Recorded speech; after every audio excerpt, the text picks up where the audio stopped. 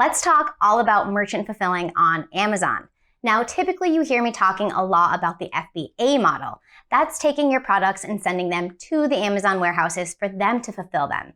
But merchant fulfilling them yourself can be a really good idea sometimes throughout the year. However, if you've never merchant fulfilled things on your own, this process can seem a little bit intimidating. Also, there's some things in the buy box that you really need to look for to make sure that the product is actually a good product to merchant fulfill. So today, I'm going to walk you guys through everything that you need to know to start merchant fulfilling items on Amazon. But first, if you're new here, I'm Cassandra and I am a full-time Amazon seller. It is truly my passion to teach other people how they too can sell on Amazon. So real quick before we get started, go ahead and hit that subscribe button because it really means a lot to me. All right, let's jump into my computer and I'll show you exactly how to merchant fulfill. First, I'll talk about how to set up the shipping templates because that's really important. Next, I'll cover where you can get your supplies. Third, I'm going to show you guys how to check a listing to make sure that it's actually a good product to be merchant fulfilling. And then finally, I will show you how to process an actual order. But first, some times throughout the year that are really great for merchant fulfilling successfully is number one, Q4 seasonal period. Come the beginning of December, you're not going to be able to get your shipments in and then to the customers. They're not going to be able to count them in time because they get so backed up. So being able to merchant fulfill these items for your customers instead is going to get you a lot of sales. Also, another great time is back to school. Big events like that, when people are going to be ordering a lot of different things, merchant fulfilling is going to come in handy. And also, the meltable season is key for merchant fulfilling. All of these products that are considered to be meltable, the FBA sellers, they're going to fall off of those listings. But you, merchant fulfilling, you can still sell these products, and now you're going to have less competition and more sales on these multiple listings during the summer season. To set up your template, come to Seller Central, go up to your gear, and then down to shipping settings. You can create up to 20 different templates over here on the side. So what you're going to do is come to create new shipping template. We are automating our non-prime shipping settings. And now here's where you choose all of the different shipping services that you use. Personally, UPS is my favorite to do. So I'm going to select UPS Ground, UPS 3-day. I do also do USPS, so we'll do first class mail, priority mail. Be careful if you're going to choose options like next day, because if you are not able to fulfill that and you say that you're going to be able to, that is going to be detrimental for your account. So make sure you're only choosing the services that you actually are comfortable with fulfilling.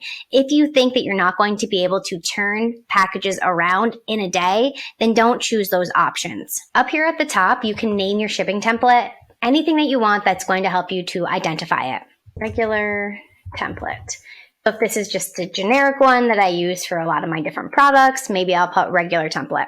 I always choose to go with the per item and weight based rather than have the rate determined by the total amount of the order. So now you can see right here, my preferred carriers. One thing you can do to try to really increase your sales is to offer free economy shipping. Now you're not actually covering the shipping. What you do instead is the price is inflated to cover the shipping. So a good general rule of thumb is you want to keep your products under £1.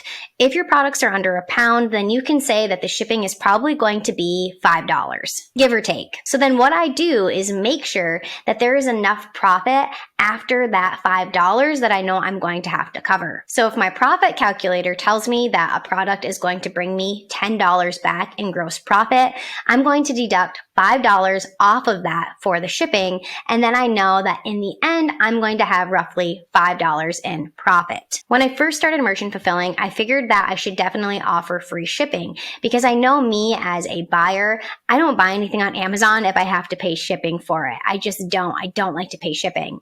So I assumed that other buyers were like me and that if I made them pay for shipping, they weren't going to buy my product. So most of my templates are just free shipping. However, some of my products do weigh closer to 2 pounds, and for those products, I pay anywhere between $8 to $10 just to ship them to the customer. So that adds up, and I noticed that a lot of my profit margins were pretty small doing it this way. So instead, you can choose to not allow free economy shipping. And here is where you can put in what you want the customer to be charged. The first time I actually charged a customer for shipping was completely on accident. I clicked into the wrong template, and the product that I only had 3 of them because that's all I could get my hands on. It was a really good product. And all 3 of them sold out within an hour. And the customers each paid $8 in shipping. So that confirmed to me that people do pay for shipping on Amazon, especially during the holiday season. If it's right before Christmas and they want a product, they're not going to care if the only way they can get it is by having to pay some shipping because they're just going to want to get it. So right here, what I like to do is I know most of my products are really light. So if I charge them $7 for shipping, that's pretty much going to cover anything that I'm selling. But I can go right here just to safeguard it even further and say, add an extra $1 per pound. Now what's cool about this is sometimes you can actually make money off of charging for shipping. If my product is light and I'm not sending it across the country, maybe I'm sending it to a state that's close to me, I might only actually be charged $4 for shipping and the customer paid $8 for it. So sometimes there's some money to be made charging shipping. So that looks good there. And then we have our expedited and 2-day. Again, be careful if you're going to choose the 1-day delivery. Yes, a lot of people, especially once it's really close to Christmas, are going to love to see a 1-day option. But make sure that you're in a position where if you're offering 1 day, you are getting it out in 1 day. So I don't offer 1 day just because I want to safeguard my account, and that's all that I do. I'll click save. And that's all there is to it. That shipping template is set up.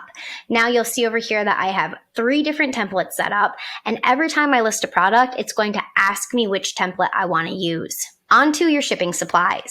Now you're definitely going to want a variety of different boxes, poly bags, some padded, some not, just to make sure that you're covered for the range of products you're going to be selling. And the best place to go to get some free supplies is going to be USPS free shipping supplies right here. All of these on USPS are completely free, but you have to use the same envelope that corresponds with what you chose for your shipping method. So when you go and close out an order, you're going to see a wide variety of different options to choose from for your shipping carrier. And a lot of the times for me, it's UPS that's actually the cheapest. So if I chose UPS as my form of shipping on that product, and then I put the product in one of these USPS priority mail padded envelopes, that's a no-no. They're not going to allow that.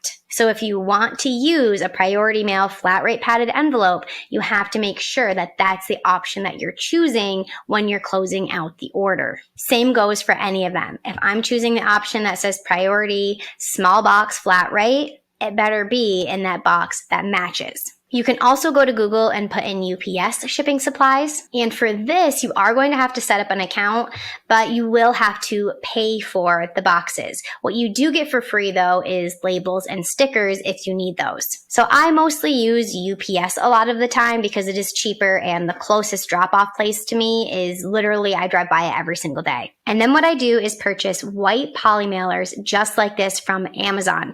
You can get a lot of them really inexpensive.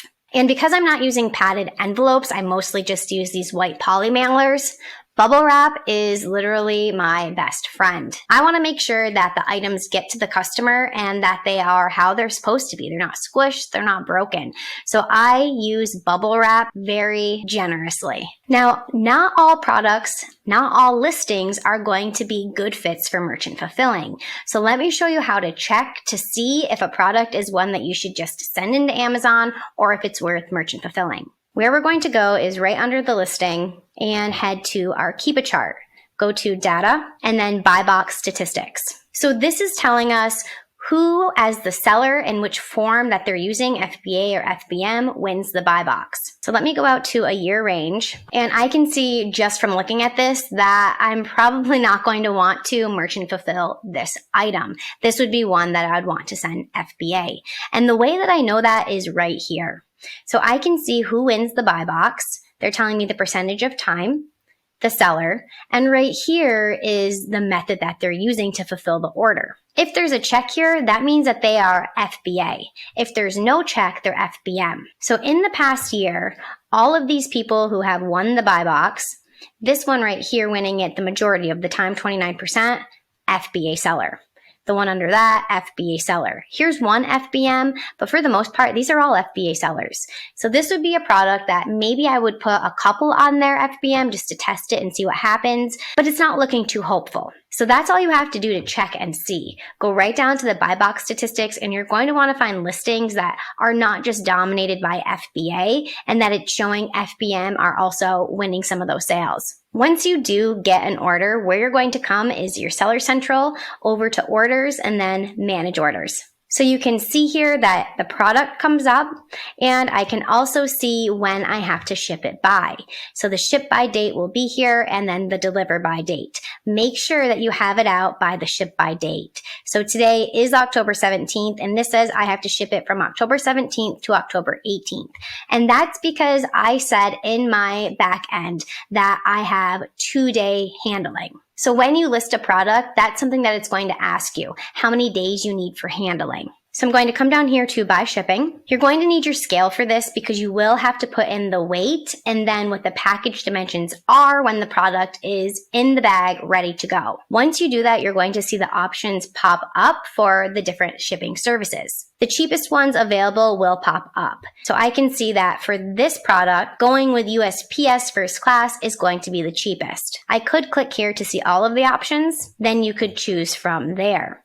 Now, I told you typically I like to do UPS, but for this listing, I can see that if I wanted to do that, it's going to cost me over $3 more. So instead, I will choose USPS for this one. And now literally all I have to do is click buy shipping and print the label out. One last thing that I want to show you is how to calculate your profits for FBM. So what you're going to do is grab the ASIN for the product, and then use the revenue calculator in Amazon Seller Central. And how you find that is just by searching it right up in the toolbar. Paste the ASIN right there. Then you'll see the product come right up, and down here is where I can check my profits. So over here on the left is if I did Amazon fulfillment, I could see what my profits would be.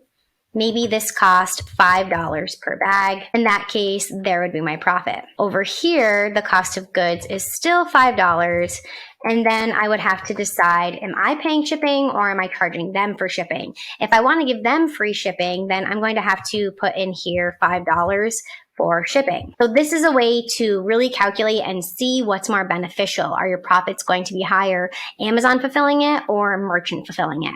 And that's really everything that there is to need to know about merchant fulfilling on Amazon. It's really not as scary as it seems to be. So go ahead in there, get your shipping supplies ready to go, set up that template, and give it a whirl. Once you start doing it, it gets easier and easier to do. I hope this video has been super helpful for you guys, and I'll catch you in the next one.